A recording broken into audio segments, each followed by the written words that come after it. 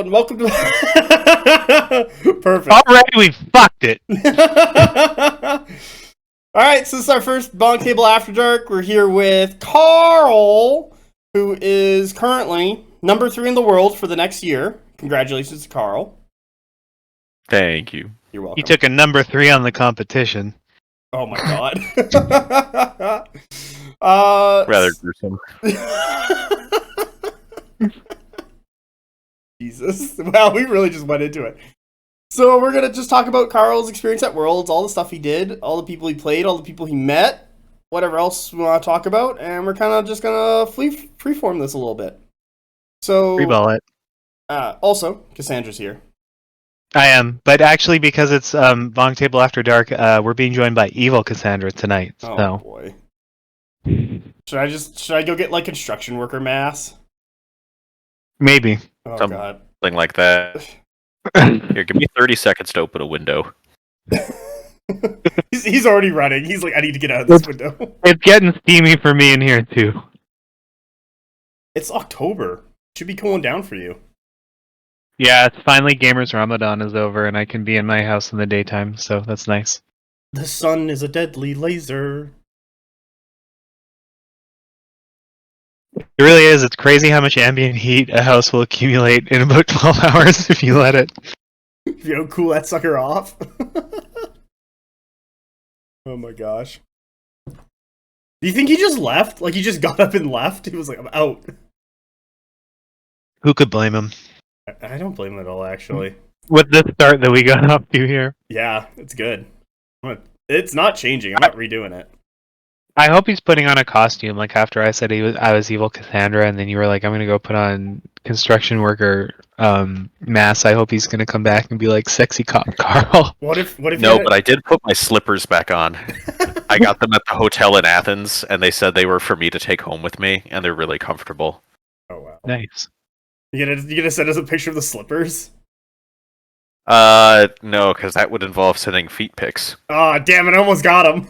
I was gonna Photoshop the shit out of those feet pics. Yeah. Oh, I can't. That was predictable. I feel like every time I get like a public photo of somebody, I'm like, how can I Photoshop this to make it weird? Exactly. So, Worlds. Where do you want to start? Do you want to start with the travel? Because that's a little bit of a story, or do you want to get right in there? I don't know. Well, I don't know what we're doing here. No one knows what we're doing here. Yes? Start us right at the beginning. Richardson Airport, Winnipeg, Manitoba. Oh my god. I mean, the connections were kind of hellish. That was, did Grand Rapids to O'Hare to Newark to Athens to Chios. That was a very long, like 36 hours of travel. Oh wow. Did at any point did you just like sit in airports and just kind of be like, wow, it is hour 15 and all I've been doing is sitting? You're like, wow, it's been hour 28 and all I've been doing is sitting. No, I didn't have any long layovers. That was the weird thing. Actually, they were frantically short. Like coming on the way back, I had like 45 minutes to clear or to get off the plane. Grab my bag, clear customs, recheck my bag, go through security again, and then get on my flight. And I'm charging down the escalator with my shoes off and my carry-on in my hand and halfway open. And yeah, it was the connections were rather brutal in that regard. Now we need the Karl escalator feet pics. Oh god, I'm just thinking about it. I'm just like, fuck, I would not put my bare feet on an escalator. Oh. No, I had socks on. I'm not a barbarian. You're a civilized man. So, Yeah. Now, my next question is, like, I've heard stories of the plane from Athens to Chios. How big was this plane? Like, was it a puddle jumper? Was it like 12 seats, 10 seats? How big was it? No, I mean, it was a puddle jumper, but it was a big puddle jumper. It was good sized. Okay. How'd your models do? Fine. I had one piece break off in every single leg of travel. It was the top of one Leonin command bow. Other than that, no damage whatsoever. So was it a different Leonin every time, or did you keep regluing it back Same on? Leonin. Oh, Same Leonin. Why would you fix it every time?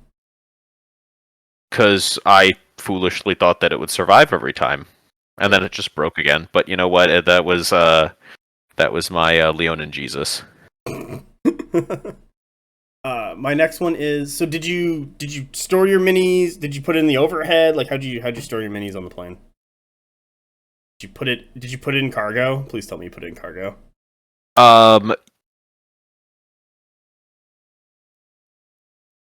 So yeah, pretty much I had them in an old GW figure case, padded pretty well, and then I had all my Strix in a cardboard Conquest box that was in my carry-on.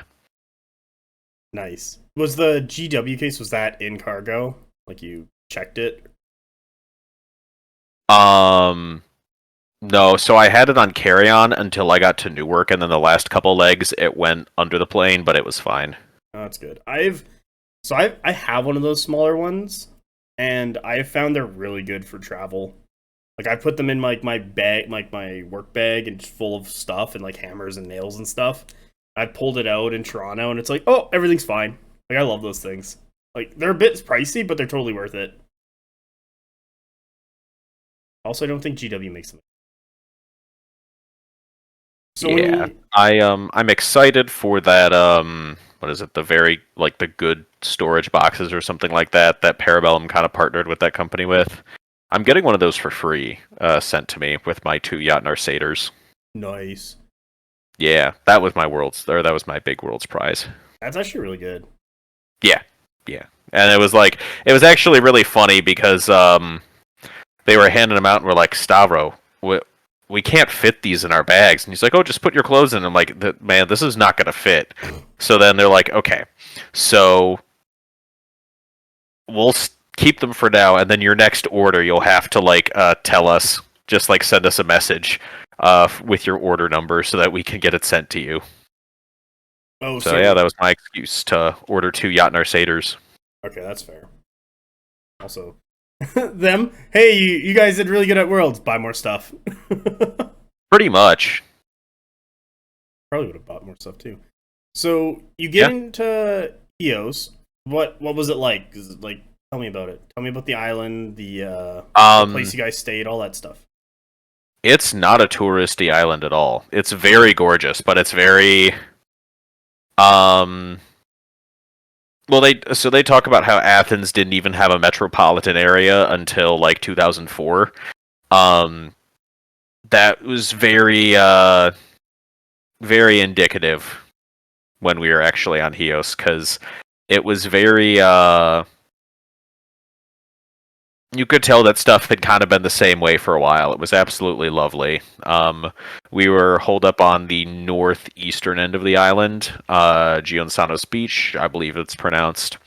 And yeah, it was just a couple cozy little bed and breakfasts that they had us in the whole time, and it was just lovely. Did you find a gym? I did not. I swam in the Mediterranean, and I did push-ups in my room every morning. Okay, nice. You gotta keep that Karl physique even out on an island. Something like that. Well, I just go bored if I don't, to be fair. You got too much pent-up energy, man. Yeah, something like that. That's really nice. So, when you got there, how long were you there? Were you there for 5 or 6 days? On Chios, what did I say? 4 days on Chios, and then 3 in Athens. Oh, okay, that's actually really nice. So, because I know you guys had a couple days of partying, quotes, or just hanging out, getting to know each other. I've heard about the barbecue where Stravos would just cook. Yeah, in his words, it was he lost his hobby once he started the company because his hobby used to be this. So he needed a new hobby, so he picked up grilling and has his own custom grilling equipment, and that was quite fantastic. None of the Parabellum guys, they don't live out there, do they? No. Stavros' family has a villa, from what I was told, because that's where they had most of the Parabellum staff hold up. Ah, okay. Except Stamo. Poor guy. Because I know he was my downstairs neighbor. But then, yeah, other than that, I think all of them live in Athens. That's where the main office is. Nice. Did you quick sidebar. Did you go to the main office in Athens? No, we wanted to, but they were having a meeting, and apparently they have a lot of Faction 9 stuff out there, and so they would not let us seek entrance on Friday. Oh, you couldn't get the tour? I would have been like, let me in! Apparently they usually do, but yeah, we weren't able to get that. Oh, that would have been super cool. I'm not gonna lie. I get Yeah, why. would've. They've been pretty tight-lipped about Faction 9. Yeah, that was, Like, super tight. so they kept telling us it was Turkey, but I'm pretty sure when we looked out into the middle of the night and we're asking about Faction 9 and we see the kind of lights in the sky, I'm pretty sure that was like Daryl's team of sniper drones. He's just ready. Was Daryl there? Did Daryl show up to Worlds? Daryl was not. It was actually quite suspicious if you ask me. I think he was kind of waiting with his mech suit in the rafters ready to take someone out. Oh, he totally was. He was. Yeah. Stravo starts leaking. He's like, "I'm sorry, boss." Exactly. I'm excited for Faction 9. Like, it's been pretty hush. There's been like little things of like, oh, it's gonna do this. Oh, it's like, but there's nothing on like what it is, and it's like, like no one's got close. Like my personal bet is it's gonna be like demons or some shit, but who the fuck knows? Yeah, I mean that's like the funny thing is because like I've seen their rules. I testing them. Like I know what the faction does. I just don't know what the faction is, and it's really funny. Oh yeah, you're one of those plain testers. Yeah. Not bad. So you spent 2 days in Chios, chilling out, enjoying yourselves, talking. Do you wanna? They were fun and everything. Like the other players, like from across the world, how were they? Like Absolutely fantastic across the board. That was just very, I was very nice. The few days that we had beforehand were especially fantastic for that, just getting to know everyone. But yeah, I have nothing but positive things to say about every contender who was there. It was all just fantastic. It was people who loved the game, and everyone was just there to have a good time, play a good tournament, and it was awesome. I usually find that a lot with like players who go out to Worlds or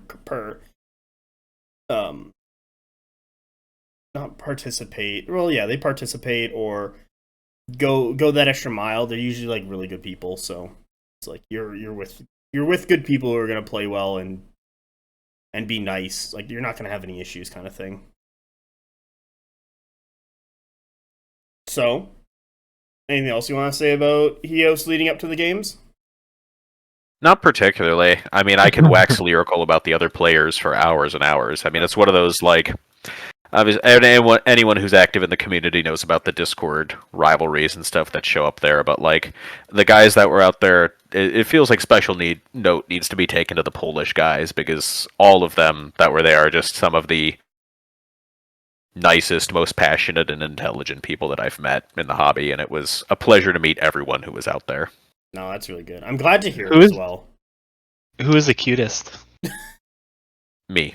Oh my god. I knew you were gonna fucking answer that. That's a coward's answer.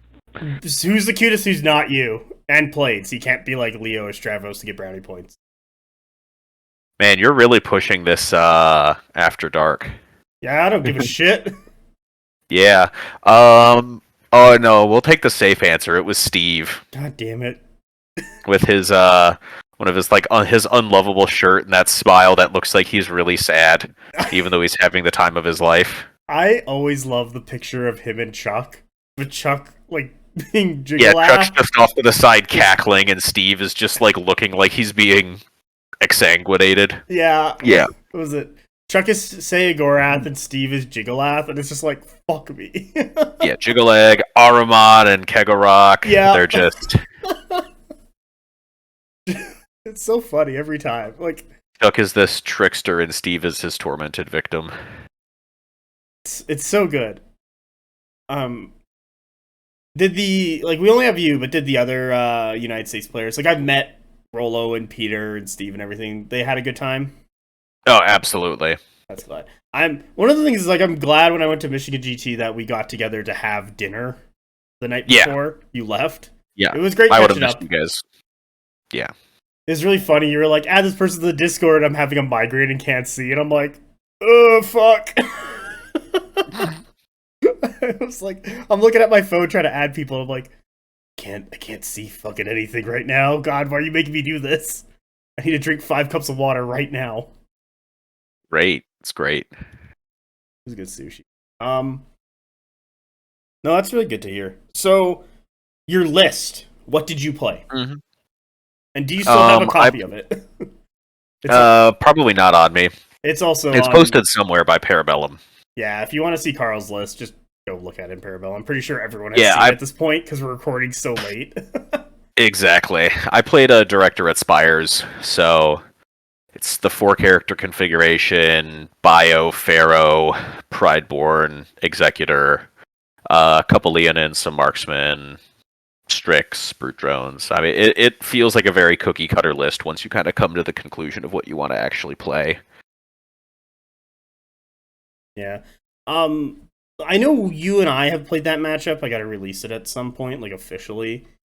And the other one was so like I got a couple questions on your list. Yeah. From what I've experienced and seen, it's not a very new player friendly list. There's a lot of technical things in the list, and it's a lot of thinking to do in the list to actually make it work properly and have everything go off. Yep, that's correct. So there are times where like I've seen it, like I know locally Skillin's played it, and I played it into I think gotta be for sure once, maybe twice. And I've like caught him both times, mostly because I know what you're gonna do, and he's just not doing it, or he has something on position. Like it's a very much a pivot list where you have a lot of tools, but you're not asking the questions. Just answer all of them. You agree on that? Yeah, it definitely does pose questions because the question it poses is once the initial engagement breaks, because a lot of times you're not using the triple activation biomancies in early turns, but once you get around to the 6, 7, 8 mark, it comes to the question it basically answers is, or it asks of the opponent's list is, how well are you going to ride out being triple activated every single turn after the initial engagement breakpoints? And it doesn't end well for a lot of lists. No, it's annoying as fuck. I'll really be honest with that one. It's super annoying. Because you have a high clone supremacy every turn. And it's just like, what the fuck is this?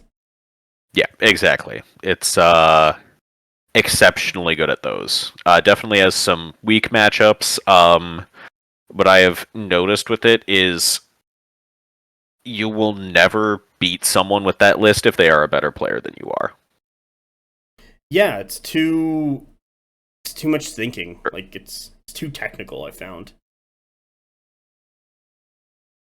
That's why I kind of feel like that. Also, your positioning's got to be spot on to use everything. Yes, that's absolutely true. So, when you were going in, so I know before Worlds, the list got released, I think Wednesday, and you were traveling up on Friday. Yep. Out of the list that you saw, was there any of them in particular that you were worried about right off the hop?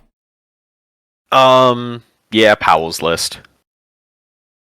That is, I believe, Aqua. I forget what it's full. Aquedge.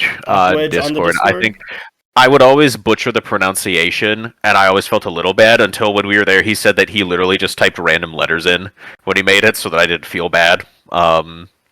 It's funny, but yeah, he that list is that list was problematic because I know how well he knows the game, and it was one of those where the best way to dismantle Spires is to just basically disassemble them before they can develop their board correctly, and that list is very good at doing that.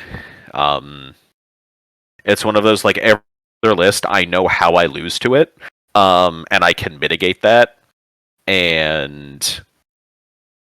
but as far as that Wadroon list, it's one of those, like, I know he's a very good player, so he's not going to just feed things to Strix or let me charge him with Strix without having a trap set up. So it is a very, like, cagey with each other matchup, and it's just not something that I think that I do well in. Okay. Was there any of the lists after the event was played out that you saw beforehand that actually surprised you and kind of changed your thinking of them? Like, was there a list that maybe was like weaker on the scale, but then after the whole thing was done, it was like, you know what, this was actually pretty good now that I've seen it played. Are there any of those? Not particularly.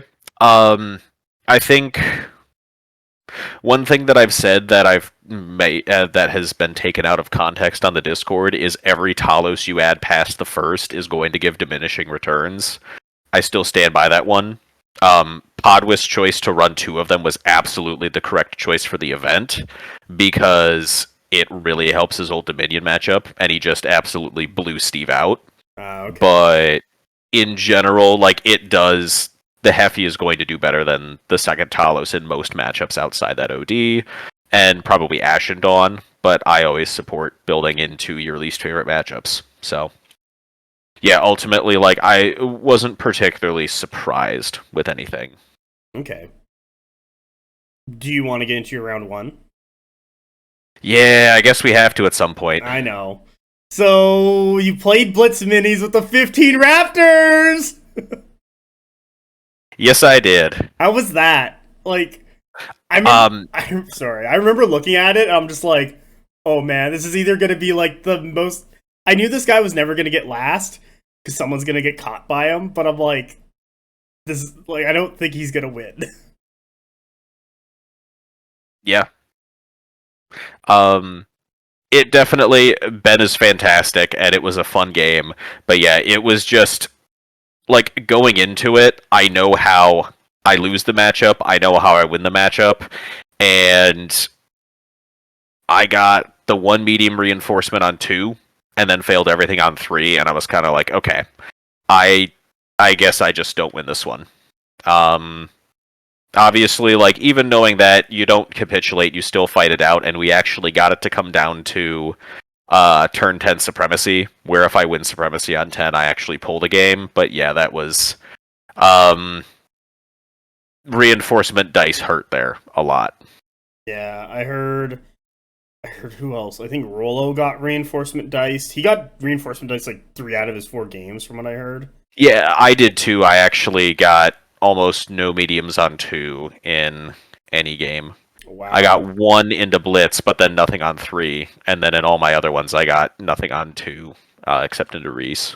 Jesus. Fucking sucks, I'm not gonna lie. Yeah. Yeah. Like, these are the games for all the marbles and bragging rights, and it's like, please have a good reinforcement curve, please. And it's like, nope. Yep. Just doesn't happen sometimes. Yeah, we've all been there. We're just like, fuck. But, yeah. Even then, you still did very well. Like, yeah, you had to fight up a hill, but like... Yeah, it was definitely a good game. There were some... So, I think... Yeah, so this one was on... It's not melee, it's the other one with kill points. Yeah, head-to-head. So on that one, I basically have to deploy on the 4 line and start pushing up because I can't fight him over the 3 line, and I can't push forward into him because Raptors will just mow down basically everything I bring on early. So he was scoring the 3 line for the entire game. I got 6 turns on the 4 after I broke through, and then yeah, we ended up coming down to at the end, I'd killed everything except his Blooded and Queen and 2 Raptors, done 4 wounds to the Blooded already. If I win Supremacy, the Leonin charge Clash and wipe them. And if he wins Supremacy, he heals back to full and then survives barely, which he won Supremacy, healed back to full, and then he won by, I want to say, 7 or 8 points. But yeah, I mean, it was a good game. It definitely exposed some of just playing Spires in general at this point because the lack of easy flank access, no innate flank in the list, really can come around to bite Spires. Yeah, I've actually started to notice that. So last podcast, Cassandra and I were supposed to do one on reinforcement roles. We'll probably still do that at some point, just because it is a expand upon it and it's a good topic. But Especially now that the lay of the land has sort of changed there as well. So yeah, gaming on tomorrow. Yeah, this is Wednesday. Tomorrow's Thursday. I gotta build more Magma Forge. But I've been really noticing that factions that don't have access to flank or some way to have more consistent reinforcement comes out, it's kind of like they can have those times where reinforcement rolls just don't go their way, and it's like, well, fuck. And, Yeah. And like I get it is one of those. I know in his interview he pretty much, or he said that out of my turn 4s or out of my turn 3s, if I'd had 1, he still thinks he had it. If it was 2, then it's a toss up, and if I get all 3, then it's looking rough for him. And yeah, I mean, sometimes reinforcement rolls just happen, and it sucks. But it also gets into a really rough spot, like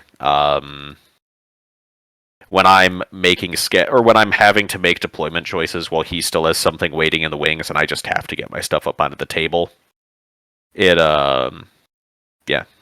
it was a closer game than I think it should have been, to be honest. Yeah, I get that.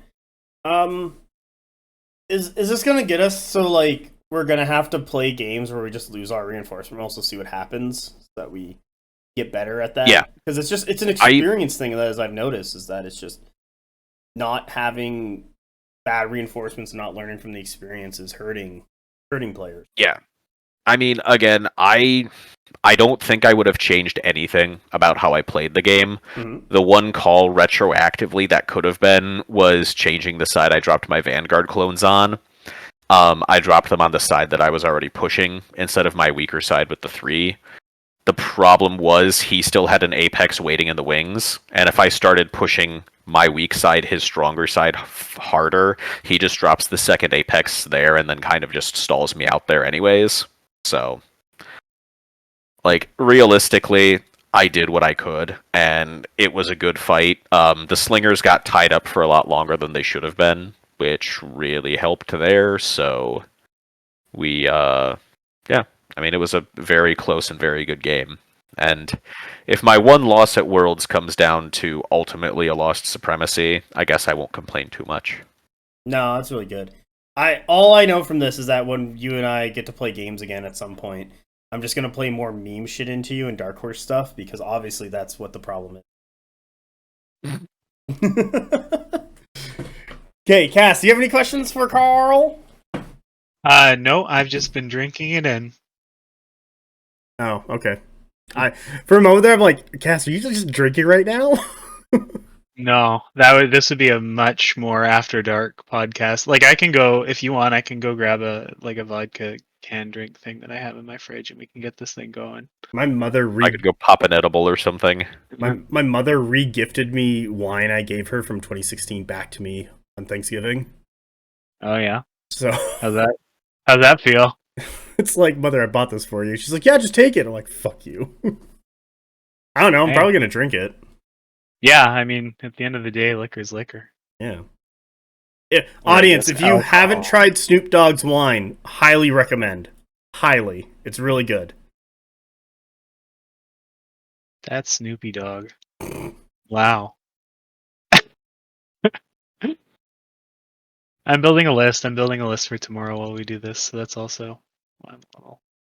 Sweet. But I don't really I don't know. I've been out of the game for a while. Like, I'm pretty much just here to say cute things throughout the proceedings at this point, I feel like, because like I've been out of the game so long, I don't know that I have necessarily anything too relevant to like, or too pointed to ask, just beyond like things that I'll hear and then just think like, ooh, I have a little you gotta ask Karl the hotness factor of his opponent.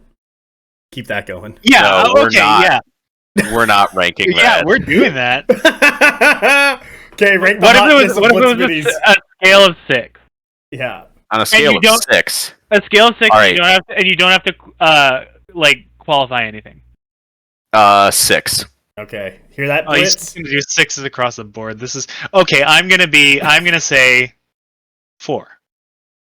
I don't know. Not knowing what any of these people look like. I've seen a picture of him. I'd probably put him as a 4 as well, out of 6. Why are we ranking hotness? Because we have nothing else to do. I think Mass just wanted me to be included. All of my opponents will get full marks. I don't know what anybody looks like or what anybody's names are, so I'm just ascribing random numbers to everyone based on vibes. Yeah. I mean, everybody's gonna score pretty good because I'm like, you know, it's kind of a slut. So I mean, I'm not picky, but Jesus. Karl, you're so gentle. You were not ready for an quote unquote after dark podcast. No, my after dark mostly involves just shitting on morons from the Discord. Okay, we can do that. And it's not even like the xenophobic morons. It's just the people who drop bad takes that I have to read. Oh, man. Hell yeah! Now we're cooking it up. Let's focus on that. There have been times that fucking Discord where I've read stuff and I'm like, I can't be bothered. Please, I just want to go back to sleep. And then people start adding me, and I'm like, no. So here's the thing. I think it's important to have fun and have a great time with your friends. And sometimes that means believing things that aren't true or indulging your emotions instead of reason in the way that you talk and the things that you discuss and the way that you interact with people. And luckily, people on the PB Discord also feel that way. Which you see in action very frequently. Yep, that's reasonable. That's what I'll say about the official Discord. So, you lost Anyway. round 1. Round 2, who is your opponent? Reese, the former Parabellum employee, but then he was fired according to some... By the Parabellum Discord. know, The Discord fired him. according to some nationalist on the Discord said that he got fired. And we're sitting there, like, we had just finished our game, and we're sitting there just fucking cackling. Because, like, the thing about Reese has one of the most contagious laughs on the planet, and we're all just sitting there fucking cackling as we're laughing about his apparent decline or disgrace after being fired, I guess. I mean, none of us knew about it. Leo didn't know either, but I guess this person had advanced intel. See, this is even funnier that we're recording this on the day that Reese came back to the Discord. Oh, I know. What is it? It's Rita from the Power Rangers where he bursts out of the coffin. I'm back. I'm alive. So Rita bursts out of a dumpster. Details of my death were greatly exaggerated. Dude, it's gonna take a lot to kill Reese out of that Discord. Yeah. I don't blame him for taking a break before Worlds. Like it's not worth it. I don't either. Like, it was getting so bad. And then Leo went in and banned a bunch of people because they couldn't contain their idiocy any longer.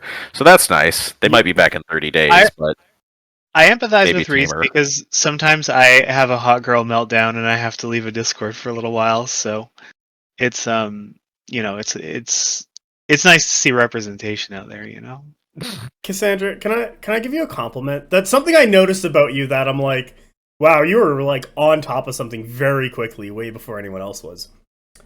What do you mean? There was a xenophobic person in the Parabellum Discord, and you caught on to that like immediately. And I was just really surprised. I'm like, wait a minute, Cassandra can smell the bullshit from a mile away. Oh yeah, I'm really. No, I did have a lot of fun. We did have a lot of fun kicking that Nazi out of the Parabellum Discord the day before I flew out to Worlds. Yeah, so what I'll say, which I think is what NASA's referring to as well, it's the Nazi. And what I'll say in turn. Yeah, so first of all, I'm just going to go out on a limb here and assume everyone will agree with me. The official BonkTable position is fuck Nazis. But what I like is that the community that we've built, or not really built, but just as we've been gifted with as a consequence of our position here, are all shooters, and everybody saw what was going in and jumped in. So like that, I'll return that compliment right back. Like, at least it's easy to to start it when the homies are gonna jump in. The homies will always back you up. I think one of my favorite zingers out of that entire exchange was when Andrew, or otherwise known as Hunkleberry Smash, said the looks like Luden because it is Ludendorff. Do you mind explaining that? Jesus Christ. Yeah. It was so bad. It was like, you gotta be fucking kidding me, dude. It was very, yeah. Like, go get an It was an anime interesting girl. exchange. Like, having an anime girl as a profile pic would have been much better. Agreed. Yeah, unless it was an anime girl who was an anthropomorphized Nazi warship, in which case we're right back to square one. Okay, well, if we're talking about the Bismarck from Azure Lane, that's something else. I just I might have been referring to that. I think I was imagining like, Mo ships. Well, there's got to be at least one Nazi one. But I don't know. Like, I don't know anything about World Wars. I don't know if there's a Nazi ship that you could even name. Sure is. It's the Bismarck. The Bismarck and the Scharnhorst Yeah. are probably the two big ones. Interesting. Don't worry. They'll anthropomorphize anything into an anime girl. There's one where the girls are fighter jets. Oh, yeah. I was gonna make us talk about aeromorphs for a minute, but it looks like you got us there. Don't worry. I've seen the deep dark magics. You can't say them to me, witch. I was there when they were written. Yeah. I'm not gonna get into that too much. Like, I think I've poisoned it enough that anyone who's curious will now Google that word and get into it and on their own.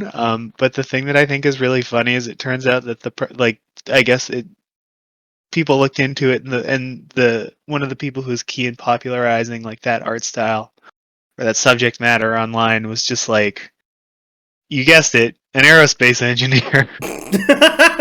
Oh, that confirmed a lot of my suspicions about why people do the things they do. Well, you do know that from the early 2000s, we've been getting like more and more Sonic games, and there's this whole Sonic inflation thing that you should Google. This is going to be like that one tournament that I showed up to in Ohio when they just had Sailor Moon fat fetish art on the wall. What? Fucking really? Wow. Fucking really? Yes, I've definitely told you about this because I do it was remember an that. awesome tournament and an awesome experience, but I was like, I'm in fucking danger. What the fuck is happening here? You're gonna fucking die! Holy shit. This is, I'm in awe of how much Mass is enjoying that. I'm crying. I would love it if anybody listens to this and was at that tournament and knows the name of that artist, or maybe their website, so I can avoid it. Because I would hate to see something like that and buy it.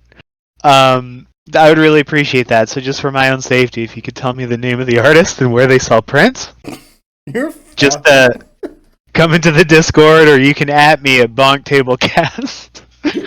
Reply to my Twitter. Yeah, Twitter. We're dead naming it out here. Oh my god. I'm going to ban myself from the BonkTable Discord. Hey, you can't take my lines from myself. The reason people say things like that is because I'm the one who's impossible to ban. You're the owner of the fucking Discord. I actually I know, haven't tested how far my mod powers go. Like, I've actually been quite tame with them. Oh yeah, we haven't told everyone. By the way, for Karl for getting thirds, I told him he could be a mod, and so I made him a mod on the BonkTable Discord. Have fun. Yeah, because, like, the people that I kind of want to ban, I still kind of like having around because they drop, like, stupid takes all the time, but they're not, like, destructively stupid. They're, like, the ones that I can laugh at, and it's kind of funny. It's like having a pet, but, like, a really dumb pet. Jesus Christ. You're like, what the fuck? What the hell is it? It's like having a blind and deaf dog that is, like, you can't put him down, but it's kind of funny to watch him walk into furniture. Oh my Can I... It's so bad! So, do you have Tamagotchis? Is that what they are? You're like, oh yeah, my Tamagotchi's doing something today. Oh. Is Just something like that. Is that too old for you? Maybe. I don't know what that is, actually. Oh my fucking god. Cass, you imagine... Tamagotchi, right?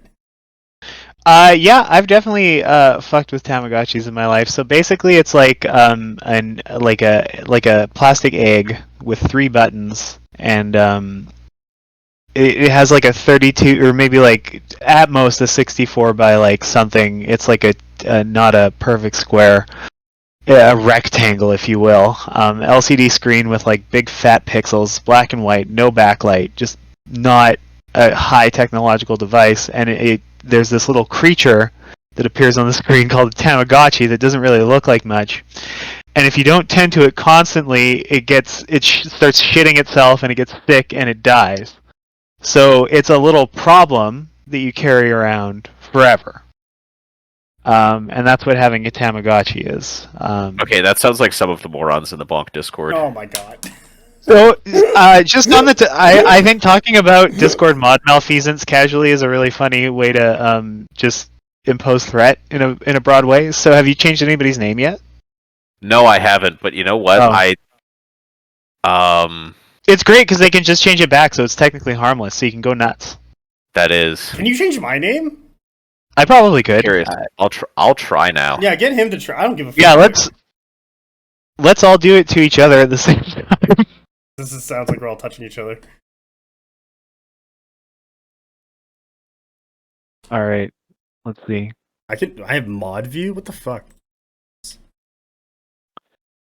Shinigami eyes. Wait, mod view. I don't know what that is. Oh yeah, that's how I can change Karl's name. Can I change masses? I don't think so. Wait, you've put 18,000 messages in this server. Holy smokes! God damn. Wait, how Oh, many? I can change it. Yeah, because you're the owner. Can I change yours? Yeah. See. I can add you as a friend. That's terrible. You heard it first, listeners. What does mod view do? Me and Mass don't really talk much outside of this. Wait, now I have to change my name back to the one that I changed it to because of one of those specific blind deaf dogs that we were talking about. Oh my god. Alright. What did I call? I called you dickhead. How do I get rid of this fucker stupid thing? Edit server profile? There we go. Yeah. Arbiter of Truth and Reality has returned. Anyways, my Round second 2. game. Yeah, we have side tangent hard. Of course we have. This first that was against Reese from Vanguard Garage Gaming, otherwise known as Reese the Game Developer. Hey. Also known as R Dog. I thought he's like our king. Is this his last name King? Yes. Dude, we're gonna put that guy on a golden throne and force him to develop. That's a bizarre threat. Doesn't matter, it's still a threat. Indeed. Yeah, no, that was a very fun game. Okay, tell us about it. Well, coming off round 1 and feeling a little bummed out, but ultimately, like, pretty decent. It still, like, can go the 3-1 and do pretty well. And yeah, like, Reese and I had been meaning to get a game together for a long time because we're both in playtesting and that kind of stuff, and just had... I mean, it's a bit of a time difference, so it's tough, but it was just a fantastic game. He's a fantastic dude, and just all around it was an awesome game. Forlorn Hope. So the City-State Spires matchup is a little sad there, because there's not really, even with Chariots and Thoras and Agama and all their tricks, there's not much CS can do to stop Spires from sneaking 3 zones on turn 2. Jesus. And at that point, they really... Yeah, Directorate is hilariously good because when he makes Strix score, they're very good at capping out on that scenario. So he blocked me from scoring 4 of them because of the standard of last duration. But yeah, he definitely wasn't going to stop me from getting 3. And that's where... because you get the extra point bonus on 3, which is just huge, so it just kind of turns into... you have to play very aggressive for City-States, and that's not necessarily the place that they want to be catching up on points. How many Taloses did he have? Just one. He had 1 Talos, one Talos and 2 Chariots. Oh, okay. That's not bad at all. And then he had a chunk of 4 Inquisitors, which actually, it's a little funny. It's actually a bit of a worse matchup for me because he because he also had a chunk of Agama. So his list just had a lot of things that could actually effectively deal with my Force-Grown Drone block very quickly, which meant I had to play very cagey with that, because, like, losing Inquisitors for potentially getting my Warlord is a very good trade for him. Yeah. I ended up screening correctly, but yeah, that was just a very rough situation for him to be in. Did you run forward, score a bunch of zones, and then pull back after with the lead, and we were like, "Come at me, bro"? No, yeah, so I actually rolled pretty good on my medium reinforcements. I need to roll 2 mediums in. So like your auto and an additional 2? No, my auto and just 1. So I only okay. have to have 2 in, because it's the one scenario that I change up my reinforcements, because usually my auto is the Ferromancer. My auto for is, because what I can do is and then Vanguard clones. Okay. So what I did is I ran Vanguard clones up directly in front of my Force Groans on one of my closer side points to screen them from the Inquisitors that were barreling down at them. And then I had the Leonin run on and flew it onto my other close zone, and then I had the Strix push far into one of his zones. Okay, I see. Yeah. Like building it in my mind of like the map and table. Yep. And then as one of those, then the Ferromancer comes on later. I mean, he killed a lot of stuff, but I was still able to score it out and win by a pretty hefty margin. City-states do have a lot of tools that are good at killing things. Agama, held to the end of a turn, can crash in and do a lot of damage, and then bank a priority for the next turn, and they will blend a lot of things. Yeah, that, like, are they 5 attacks or 6 attacks? I forget. They're 5 attacks, and then they have Polymarch, or their Andromachos gets them up to 18 attacks for an MSU, and then he had a Polymarch in there with the spear, or the lightsaber, I forget which actually, and then a couple extra stands, and yeah, they're pretty much killing whatever they hit. Yeah, I've played into that, and I kind of found the solution was just kind of like blink off enough wounds so that when they finally do hit you, it's not enough to actually like do enough, and then you kind of just like clear them off. Like they tempt you into not wanting to shoot them because fight in the shade, but honestly, like, you shoot wounds off of them because every wound you do to Agama counts, and if you get a stand down, they're sad. If you get 2 stands down, their offensive power is just very neutered. I play 100k. 4 wounds is susceptible to chip damage per stand. Like, it's just just do it. Like 5 wounds, it'll probably like chip damage is a little tougher, but 4 for sure. You just do it. And so that's good. So you and Reese had a great game. Oh yeah, fantastic. And now you're 1-1. At this point, how are the other Americanos doing? How's Peter, Steve, and Rollo? So Andrew had and Andrew. Andrew had a good round 1, rough round 2. He had a very close game into Powell, and barely lost that one. It looked like, from what I could see, it looked like those hunters that Powell brought to deal with Ashen Dawn really did their job. And that was, again, a threat piece that just worked really well there. Steve was 2-0. He avenged me from my round 1, and he beat Ben. Rollo was 0-2. So the big thing to understand about terrain, I don't know if a box of terrain went missing like it did at Adepticon, but every table had 1 to 2 pieces of impassable, and then 6 or 7 pieces of forests which were hindering obscuring. Jesus. Honestly, I would not have brought a shooting focused list if I knew that what the terrain setup was going to be. It was very sad in that capacity. So yeah, Gunline Dweg was just getting run over, and they that's tough. I get that. It's really tough. Also, like, all the pieces being hindering as well, so like Cav is getting neutered as well. Like, I played at Adepticon where Rolo like threw it hindering all over the place, and I was like, well, not getting my impacts. Yeah, like, I mean, sometimes it's fine. Like, it worked for, like, Ash and Dawn don't really care. No, they do not. But, like, the whole point of Ash and Dawn is they don't really care about a lot of things that the game does. Good. Oh, okay. So you're 1-1. Steve is 2-0, and you're going into round 3. So who's your next opponent? So my next opponent on day 2, starting day 2, was Killian. Hey, he's from France. Yes. I've talked to him a couple times about 100K stuff. Yeah. Yeah, he was a very good player, quite fantastic. I very much enjoyed the game. I would struggle.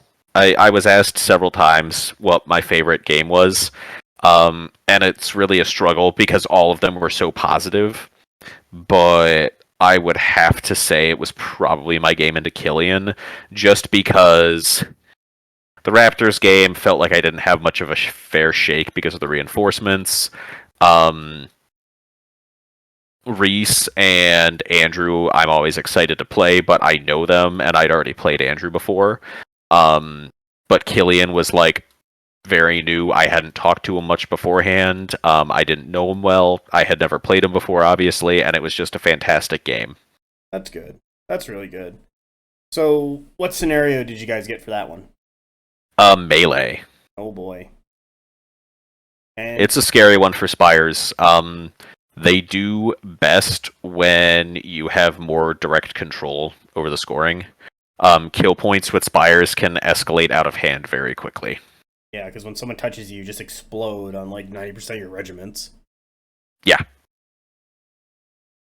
So, I believe, if I recall correctly, Killian was playing double sealed, double Ash and Dawn MSU.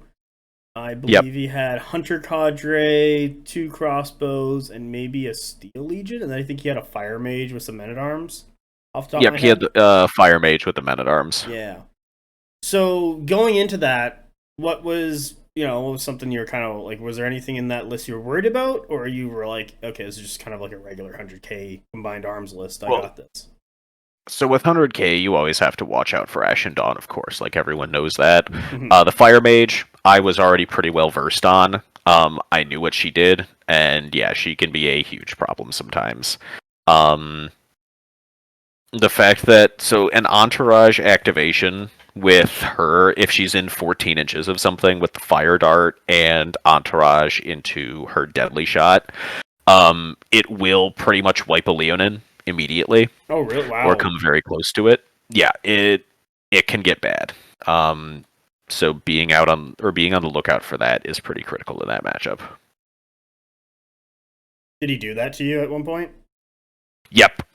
It was after the game had kind of escalated to a point where I was pretty comfortable with the win, but it still is definitely one of those where I'm like, okay, this is not feeling so good. Yeah. So tell me about the game. How did it play out? So kind of those early scouting phases, he was playing very conservative with his mercenary crossbows into the Strix, which is obviously the correct play. I deployed my Biomancer right down my right flank, straight towards the objective, because I had a kill box kind of planned in my head, because there was a specific spot where I could get my Force-Grown drones onto the zone while having them behind hindering terrain, so that if anything charged them, it would lose impacts, and then also have space on the back end of the terrain piece for a minimum unit of Leonin to be fully within the terrain piece and get full shots at anything. Ah, I see. Using the table to your advantage, like a Filthy Spires player. Exactly. Yeah, so just from hearing that, you can probably guess what that was set up for and what ended up happening there. And you jebaited him and then shot him in the face. yeah, really, I think I knew the matchup slightly better than he did. At least I'm very well versed on the math of what stuff does damage to Spires. And so I knew that if the Ashen Dawn don't get their impacts, it is a very low chance for them. And if a minimum unit of Ashen Dawn doesn't get impacts and they have to charge through hindering, they will not kill my Force Grown unit in one go. So I spiked my dice pretty badly and almost did. They were left with 2 wounds left out of their original 24. Oh my god. I was only supposed to take like 16 or 17. But they lived, and then the Ashen Dawn. Well, part of that was because he blessed the attack. So then he like lost a stand from lethal, and then the Leonin that were sitting right behind there just went okay, and they double volleyed and just hosed the Ashen. Yeah. Leonin. You're like, And then I hate those things. Yeah. It was very much we had our side secure, our far flanks, and then we were fighting around the mid. So I did some good Strix dives. I got his Steel Legion basically stuck behind his men at arms that had been, and a sealed temple that had been charged by Strix. So they were just kind of plugged there for a couple turns, and it stopped him from diving me. Oh my god, And dude. then, yeah. Stop committing war crimes. Holy fuck.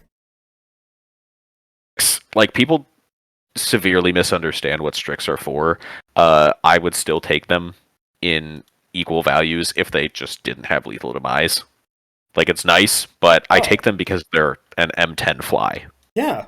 Yeah. E2. Like, and I got a good Strix charge onto a sealed temple, which kind of crippled them, but it left them alive, so we were still at equal card advantage going in, which actually allowed me to secure an important supremacy on turn 4. So it was definitely one of those, we were fighting very well, but I was always scoring just a little bit more than he was, because I was usually scoring 2 zones to his 1.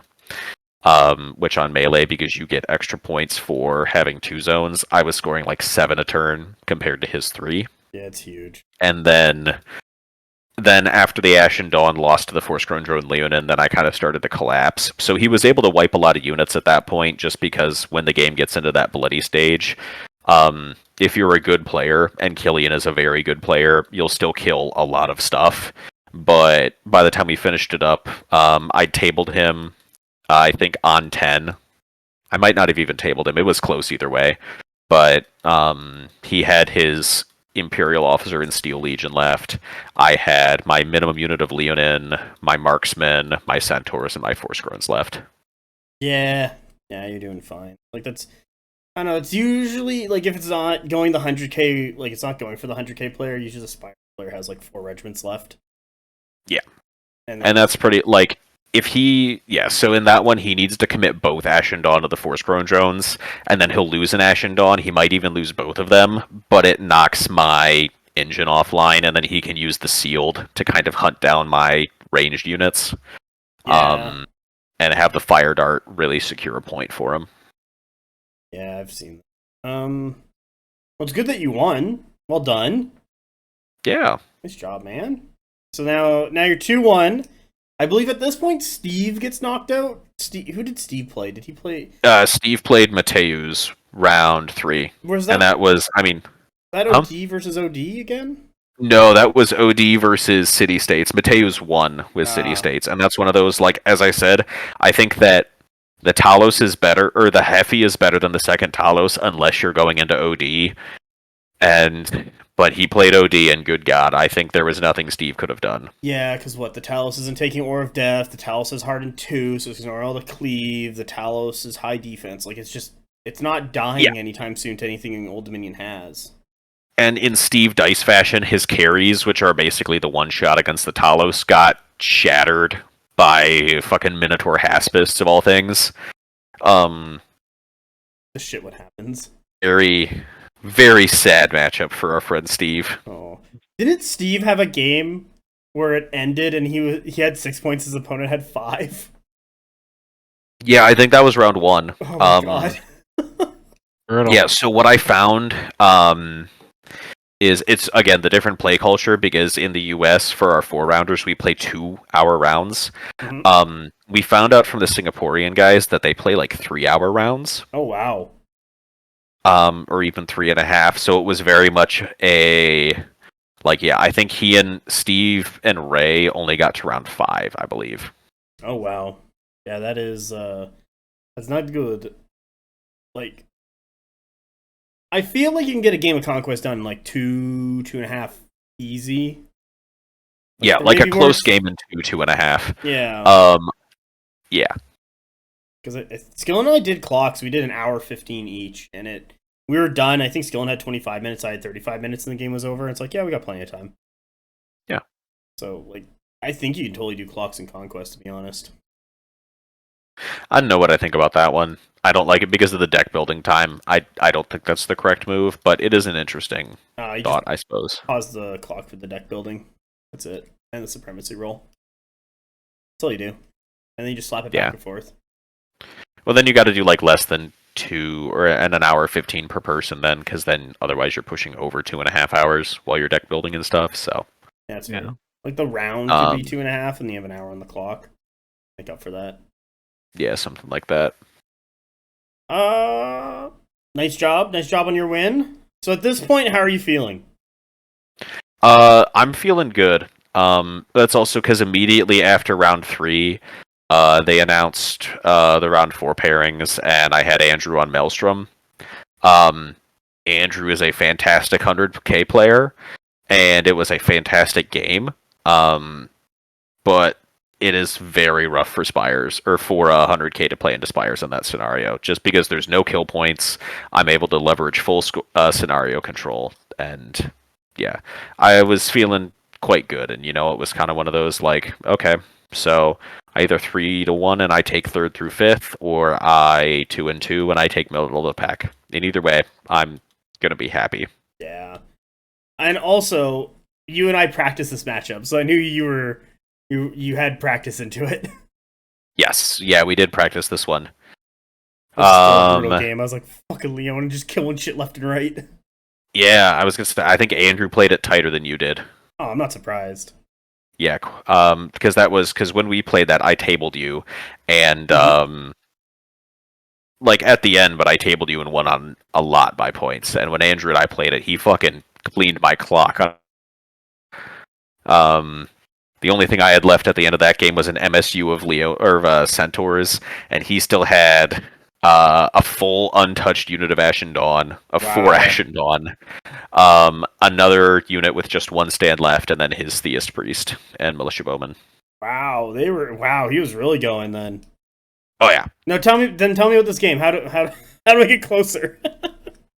This list is not even valid anymore, but like we had our initial kind of skirmishes or setups. So he's hard deploying on his right flank. I'm hard deploying on my right flank. I was able to get the same exact setup on the terrain with I'm on the point. You have to go through hindering if you want to charge me, and the problem is the Force-Grown Drones cannot take that hit from 4 stands of Ashen Dawn, which kind of turns it into an oh shit for me, because I'm like, okay, I have to actually like kill a couple of these guys before they get in. But I was still able to kind of set up my Leonin kill box. And the fact that the Strix start scoring on 1 and they can get to the double point on 2, it was very, very handy for me there. Super annoying. Every time. I actually got pretty scared when he rolled all of his heavies in on 3. Oh! Let's go, Andrew! That's a huge so it was just a wall. Alright. Yeah, just a wall of 12 Ashen Dawn wide coming straight at my strong side. I'm not gonna lie, man. You have no idea how it feels to be the 100k player when all the Ashen Dawn show up and you just start like pushing them down your opponent's throat on a side. Oh yeah. It was it was very solid. He made some risky march charges that ended up backfiring a little bit, but it is one of those where it's like, okay, if he made 2 of them on 5 ups, which puts him at like slightly over a 50% chance to make at least one of them, and if he made either of those charges, then he like swamps me, and then the scoring becomes ridiculously close. Because that's one of those, like, the scoring doesn't indicate the game. I think it was like 27-6 for me, or 27-7. but yeah, it was a horrifically close game. My shooting was able to negate the Leonin, or the Sealed Temple, but then his Sealed Temple still popped my Pride Board Leonin. It really just came down to, I got so much value out of the Leonin MSU, it was just, I rolled pretty well on Decay, and so they were just absolutely, they were double shooting Ashen Dawn for 3 to 4 turns in a row, and then getting healed back up by the Biomancer, and then just doing it again. My God. Just mean. Yeah. Mean Spires nonsense. Yeah.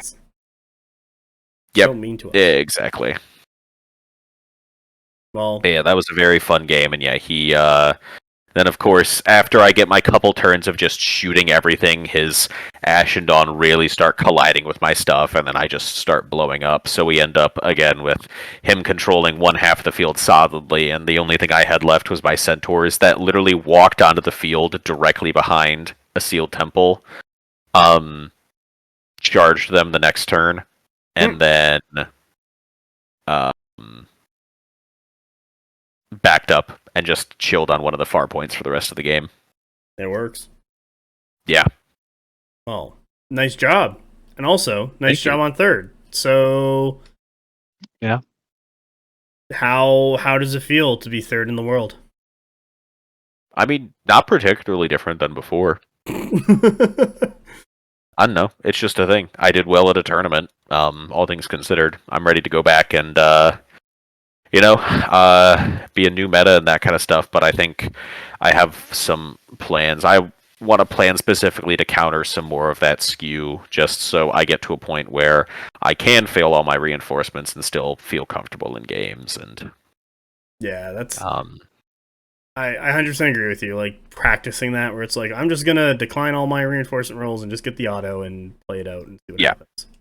I'm sad that I didn't get the chance to play Powell or Mateus, especially because they're fantastic players, and I had hoped for that opportunity. But still, I got fantastic games in, and it was just a wonderful tournament. No, that's really good. Are you gonna make the push to play to get to Worlds again for 2025? Oh yeah. Nice. And so then I guess my next question is, so how was the ending ceremony? How was it all at the end? The what?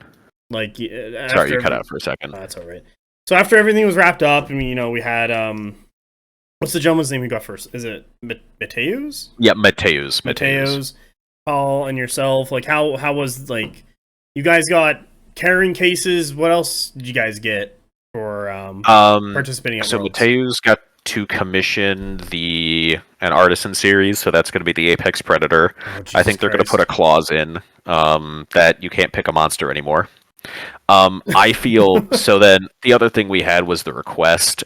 We were allowed to make one request if everyone could agree on it, and I actually I will take full credit for it because it was my idea, and I'm very proud of it, to be honest. But it was that Mateus would just automatically get an invite next year as the returning champion, and then that got turned into all returning champions will receive an auto invite to defend their title.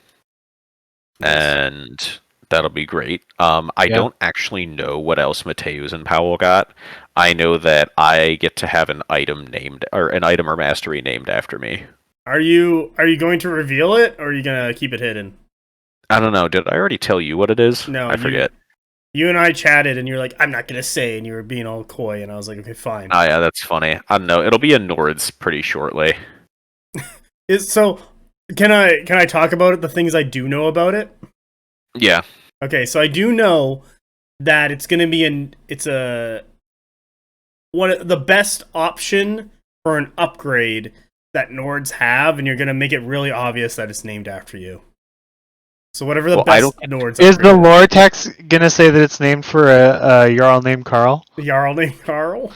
I hope Karl so. The Jarl? Because like they did the Horn of Ronan thing for Thunder Rider Kid. Yeah. Go him. And I assume it'll be something similar. I messaged Leo about it a couple weeks ago, and he said that he would. It wouldn't be there immediately, but they would write the lore blurb with Stavro, and then he'd let me know when it gets put in. But yes, you did identify it correctly. It is the best in typical me fashion, I did pick the best item in the Nords list at the moment. So if it goes through any changes and it isn't the best anymore, then oh well, I guess I'm stuck with it. But yeah. That'd be cool. Well, did anyone else get any other thing? Like like all the other players? What else did they get? Not that I know of. They got a free vacation on Chios. Like we had to pay for the tickets, but the rooms and board for most of the stuff was all covered. Nice. And the food? Well, I guess Stravos cooked for you guys. Yeah, Stavros cooked for us. They covered a couple dinners, and then yeah. So it was like I spent $8 on food while I was there for meals that weren't covered. Oh, that's super good. 8 big ones. Is that 8 Americano or 8 Europino? 8 Europino. So I guess like what, $40? $9 and like 11 cents or something. No, I think your dollar's not that strong compared to a euro. Oh no, the euro's pretty weak right now. That was actually the nice part. It's euro's only $1.10 for us. Oh wow. Yeah, no, so like yeah, Oh, wow, Athens it was is. pretty dirt cheap, all things considered. Was Canadian versus euro? That's the one I. Oh, your money's fake, so Yeah. that's different. It's a $1.60. All money's fake. Yeah. It's $1.50. Wow, the euro is low because I remember the euro being 2.2.5 to 2.25 for like years. It is really low. Yeah. Now I was gonna say it used to be like $2 American. What's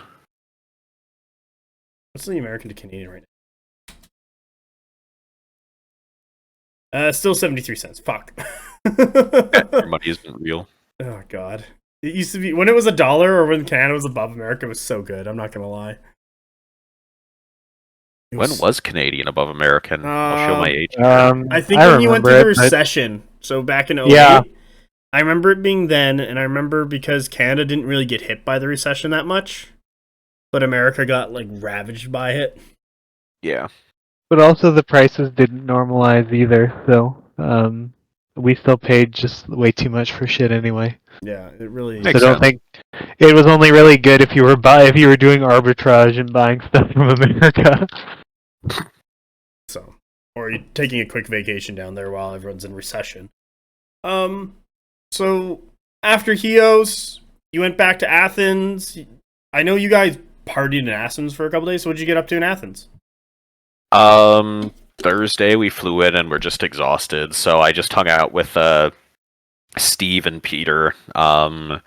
And we went to a really nice seafood place right on the shore of the Mediterranean, this huge yacht club. And then Friday, Saturday, did the whole Greek thing and did the Parthenon, the Acropolis, the Agora, all the big stuff there in Athens. Saw Dan and Andrew and Dustin as much as we could, and yeah, just had an awesome time. Nice. No, that sounds great. Yeah. And then you came home. Exactly. So you're gonna make the push to do it again. What do you want to talk about? What tournaments you're gonna hit up to like get all those points and become world number 1 on the leaderboard? I don't even know what you are. Well, so ironically, we somehow gaslit PB into letting us count Chios as an event. Really? So I started off with that, and then man. I also won a tournament a couple weeks ago, just locally. I'm missing the next couple locals, or the next local because just busy with family stuff. But then I'll be back on like the 16th. We'll have some in November and December. I think we're gonna hit up LV over there. We were dogging on it at first, and to be honest, it's still a little justified. But then, like, actually, because like initially, I will say we thought that like PB had dropped the ball with the convention and that kind of thing, and we were like, okay, this actually like sucks. And then actually talking to them, we're like, oh no, this is kind of hoed. Like, because Games Workshop bought Frontline Gaming, and then they're like, oh yeah, so any non-GW games don't get halls anymore. They can only play between like 8 p.m. and 5 a.m. Jeez. Except for the Star Wars games, because I think Asmodee has enough money to tell Frontline to go fuck themselves. Yeah. It's also Yeah, Disney, so that was... Now we're doing LV over there, and I'm looking forward to it. It'll be fun. Yeah, I should probably go get a ticket. And then I'll probably fly out. I'm thinking I might do one in Montana next year. just because it'd be nice to get out there. Because that was like every con and event and that kind of stuff. I always think that like I get to know a few people just much better than I did before, and I really got to spend a lot of time with Andrew or Huckleberry, and then Dustin, Deco. And they're just fantastic guys, and it was an awesome time hanging out with them. And I would love to go to one of their local tournaments. One of my favorite memory of Huckleberry is when him and Kang are gonna play for like I don't know, for like third or first place or something, and maybe it was third. And Huckleberry goes, "Huckleberry smash!" And it's just like, oh my god, like Andrew's a big dude. And it's just saying that over the whole Adepticon hall. I'm like, oh yeah, this is totally going on. I know, right? And it was much less obnoxious than the 40k players yelling "wah" Oh my god! on their fucking loudspeaker. Oh my god! So at Adepticon next year, if that loudspeaker guy's coming back, I'm fucking going for it. I don't care if I get kicked. Yeah, like, we'll start a fight with the 40k players. That's fine. Oh man, I'm coming for sure now. Yeah, this is what it's really about. Guys. I'm in. We're gonna Winnipeg handshake so many orcs. Yeah. But yeah, it's definitely that's a funny one. By the way, you're 5th in the world right now.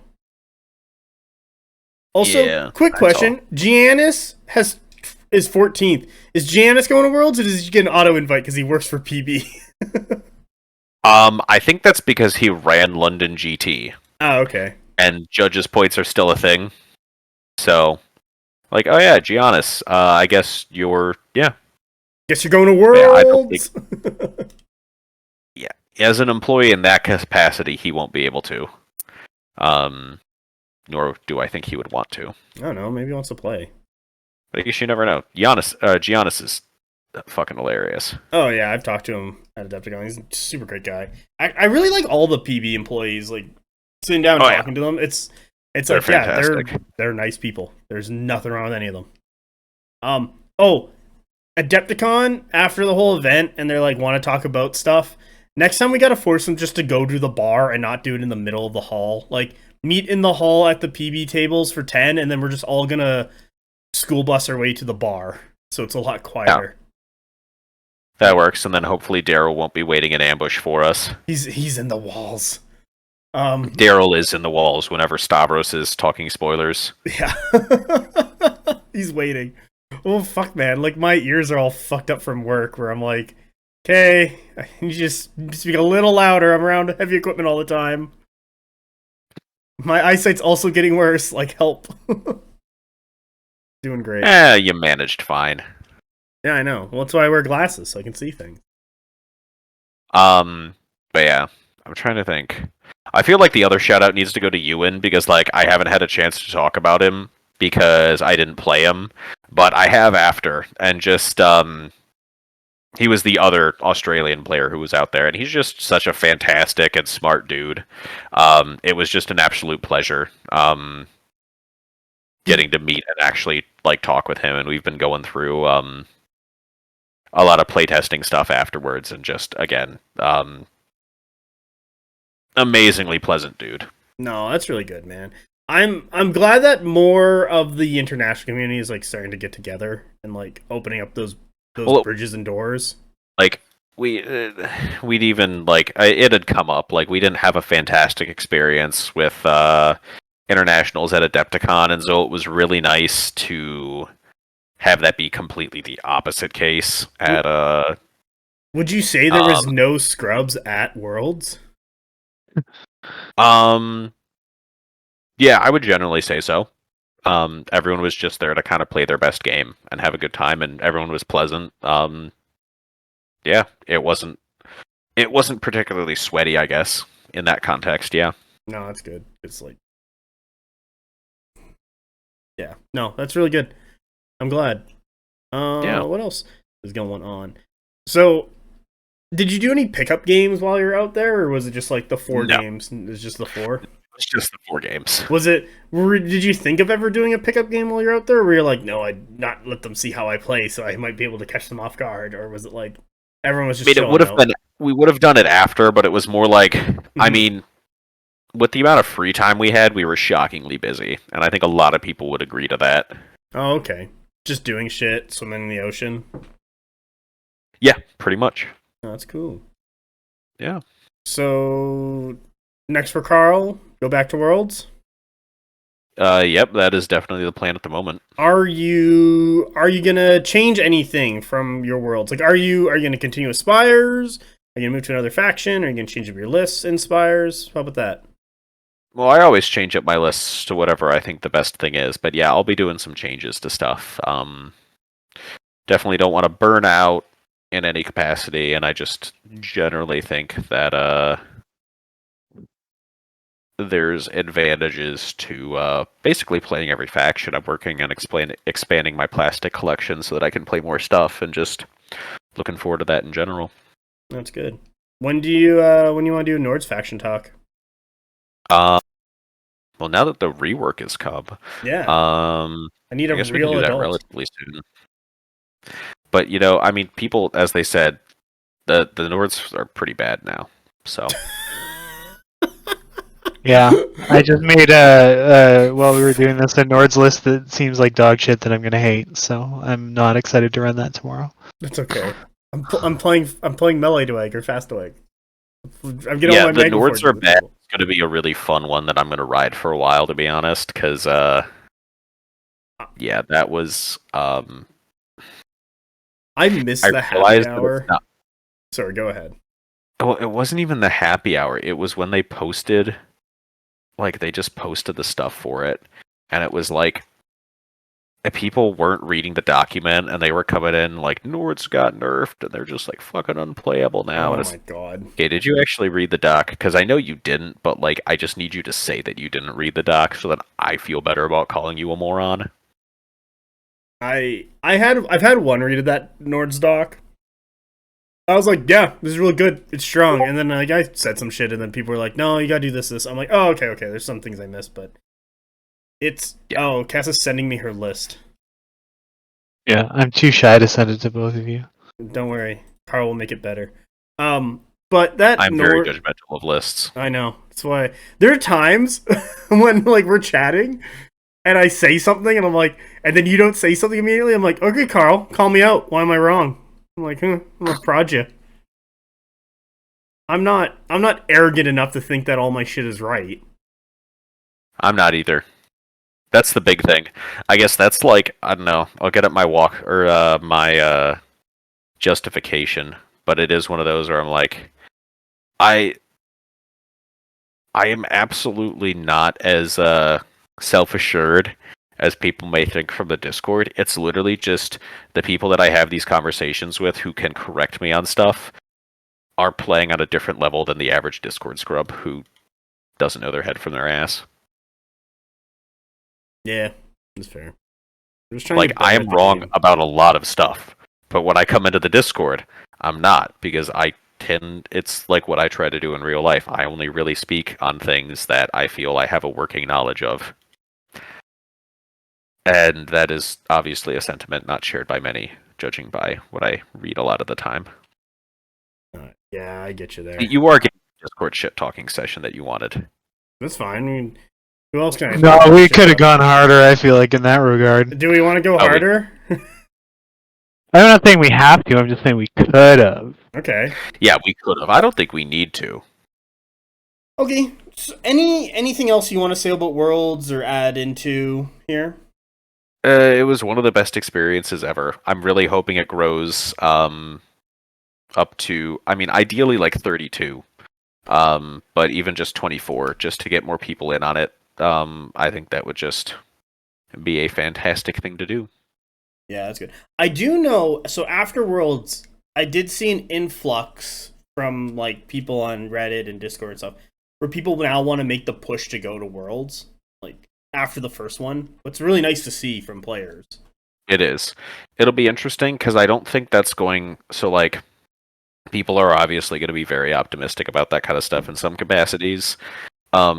Realistically, like, for the US, you have to hit Adepticon if you want to go to Worlds. With the US as one region, I actually think that's a good thing, and it will net the US about the same number of seats that we had this last year. because there's just so many events that it will be a 40%. Or 40% of the tournament will probably be US and Poland for the foreseeable future. But yeah,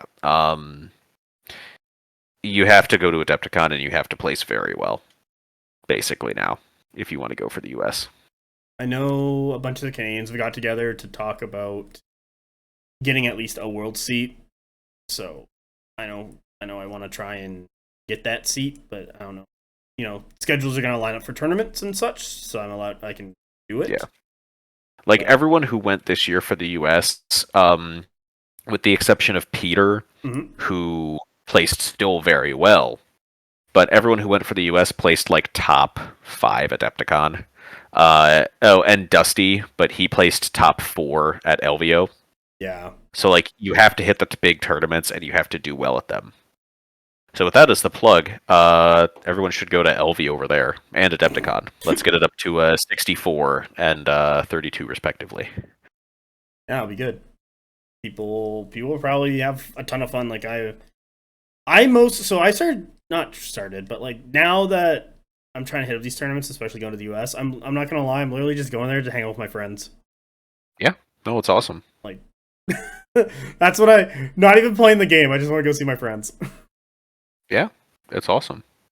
Those are the best parts about these major conventions and tournaments and such. Is just like, hey, we all played. Let's go for dinner. Like it's super nice. I think at Michigan GT, like out of the 14 players, 12 of us all went to the same bar and all had a table and everything, and it was great. It's a ton of fun.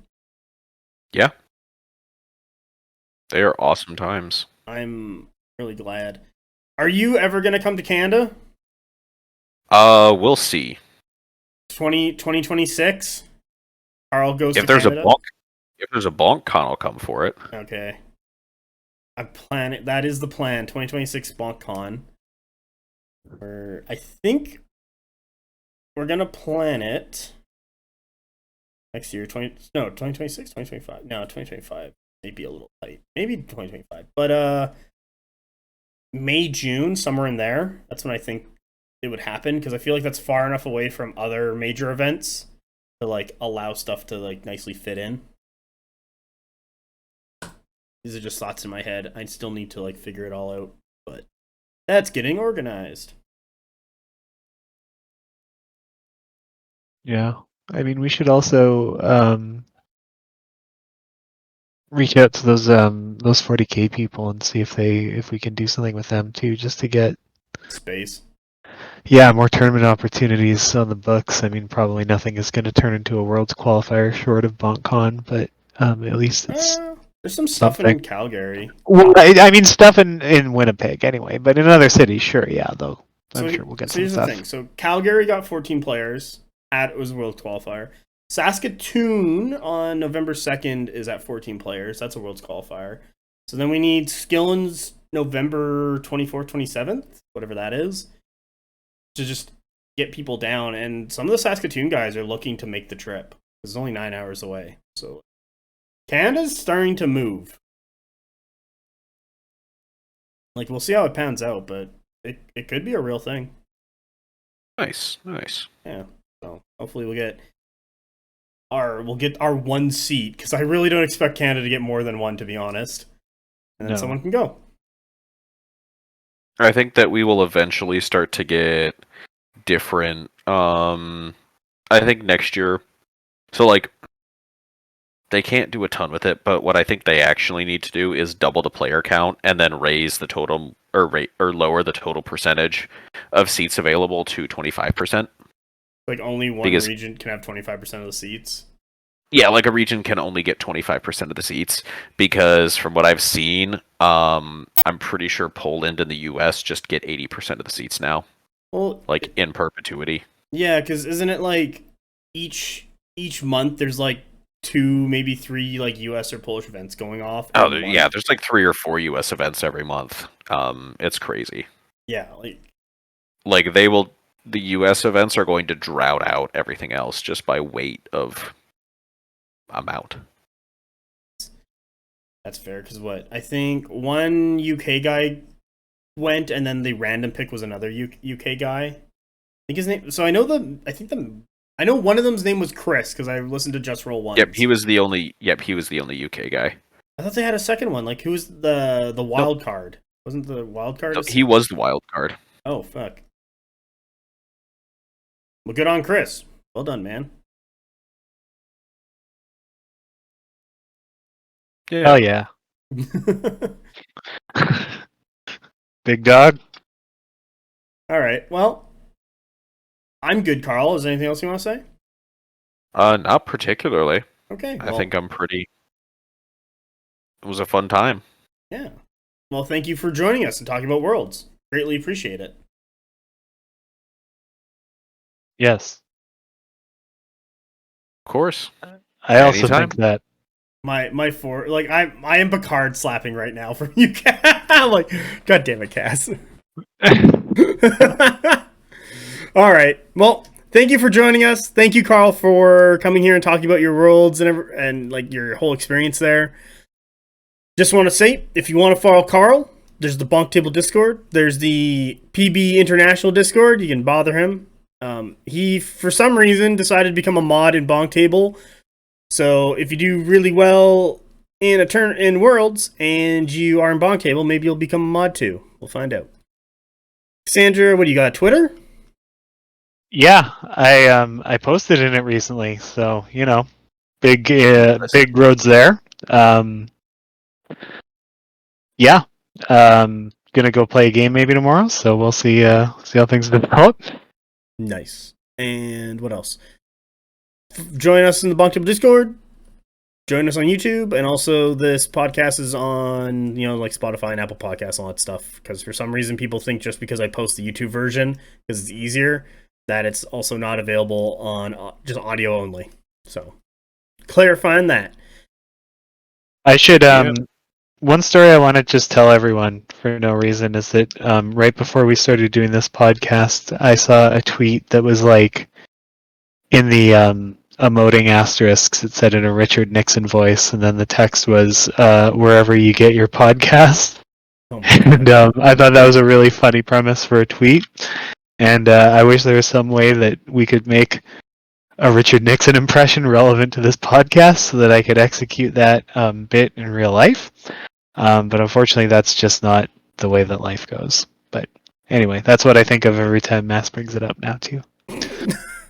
Do I need to figure out a Richard Nixon impersonation where I'm like, Watergate scandal, get your podcast. No, it's me turning into a wild man. Wow, you sounded like if there was a wrestler who was doing like a Richard Nixon thing. All I remember about Richard Nixon is Watergate scandal and that he was the president of the world in Futurama, and he'd go "Awoog" every time. Wow, that's all I remember about him. That's really all you need. Yeah, that sums it up. I love Futurama. It's such a great show. Okay, everyone have a good night. Likewise, I'll talk to you all later. Bye. Bye.